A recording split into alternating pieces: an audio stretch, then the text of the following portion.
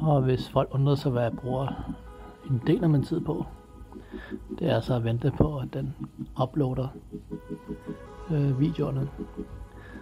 Videoerne har jeg jo valgt at sætte i opløsning 1K, så for de fleste af dem i hvert fald, så det tager lidt tid at uploade.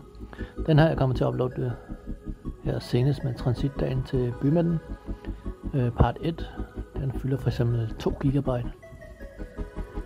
Og når der ikke er alt for hurtigt internet, så kan der let gå en times tid, hvis den er ustabil forbindelsen. Men den her tager nok lige 45 minutter at uploade. Så ja, jeg starter 16:23 med at uploade, og klokken er nu 16:54. Så der er gået en halv times tid, og den har uploadet 830 megabyte ud af de 2000 megabyte. Ikke? Så jeg kommer til at ligge her på værelset det tid endnu.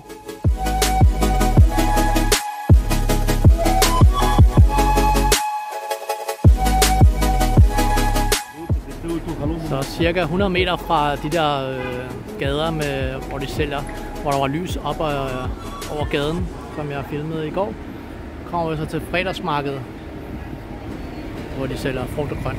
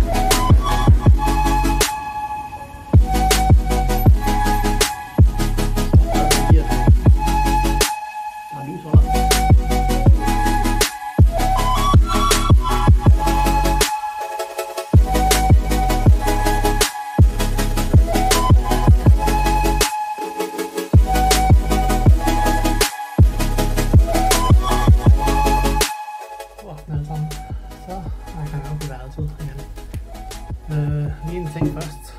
Skovbrænde. Det er bare en meget hyppig ting her i Tyrkiet her i den her måned og næste måned med. Så jeg har lige fået en besked på danskerliste, eller Udenrigsministeriet, fordi jeg har tilmeldt deres danskerliste, at ja, der er veje, der kan være lukket og sådan nogle ting. Jeg kan også fortælle, at lufthavnen er lukket. PT, den jeg skal med her i overmorgen. Så hvis de ikke har fået branden under kontrol på det tidspunkt, så skal jeg over til Antalya lufthavnen i stedet for. Men det må vi se, om det overhovedet bliver en ting. Så, men ja, jeg regner med, at nu bestiller jeg en shuttle til selve Gazipaşa lufthavnen, og så må vi så se, om det bliver spildt af penge. Ja, jeg ved så ikke, om jeg skal bestille ind til Antalya med det samme, fordi højst sandsynligt så går flyet ikke før det tidspunkt, jeg skal have den. Og jeg skal jo have den om aftenen, så den går en tidlig morgen, eller skal den meget sent aften. Så ja, nu må jeg se, hvad der sker, så må jeg tage den derfra. Heldigvis har jeg en god forsikring, så jeg regner med, at den går under forsinket fly. Så længe den er forsinket over 3 timer, så får jeg dækket udgifterne til et ophold eller noget andet, hvis det skulle være. Problemet er bare, hvis jeg bliver forsinket mere end et dags tid, så går jeg glip af min yngste datters fødselsdag. Så det er ikke så særlig godt. Men det håber jeg i hvert fald ikke sker. Jeg krydser i hvert fald fingre for det. Så ja, i dag var jeg over på markedet, som I kan se i videoen. Så valgte jeg så at købe nogle ting, eller 2 ting. Så har faktisk en ting. Jeg valgte at købe en mango. Den anden der er så lige ude på badeværelset, jeg glemte det lige. Jeg har lige skyllet den for en sikkerheds skyld. Så, men den her og så den anden, som er samme størrelse, det kom lige til at koste mig lidt mere, end jeg havde regnet med. Der stod 300 lira per kilo, og de var altså over 1 kilo. Ellers bliver jeg snydt. Jeg er ikke helt sikker. Men det er meningen, man skal, hvad hedder det nu? Prutte om prisen. Ja, det er det hedder. Men eftersom de var ved at lukke, fordi jeg var der først ved 6-tiden, og der var de ved at pakke sammen og sådan ting, så jeg tænkte, skidt pyt. Så, men det kommer til, de 2 mangoer kommer til at koste mig 400 lira, og det var lidt mere, end jeg havde regnet med. Så derfor havde jeg ikke så meget til aftensmaden. Så jeg havde heldigvis lidt penge fra i går tilbage, så derfor brugte jeg så 123,45 lira øre, som jeg ikke ved hedder, på dagens aftensmad. Og dagens aftensmad, så består af rester fra isten, og så består den af et brød, som der kostede 15 lira. Det er den der. Så har vi en pinar hindi salam. Det er den til 35-25. Og så en hindi fyme skænkeagtige ting.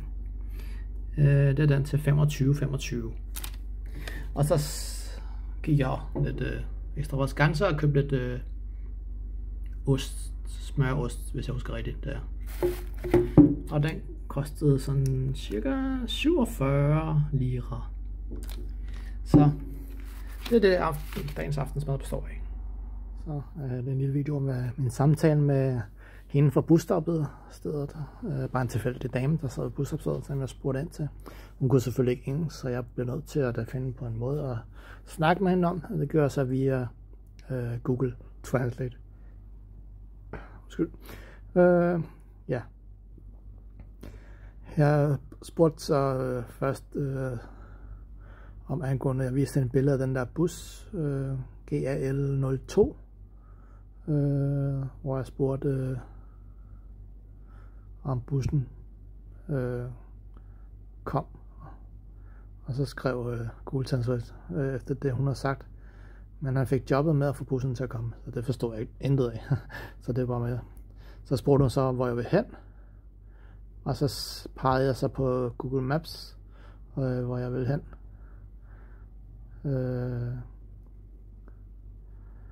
Og så sagde hun 13 nummer 023 hver.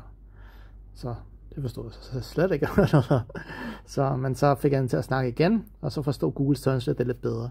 Så nummer 13, nummer 18, nummer 202 og 205.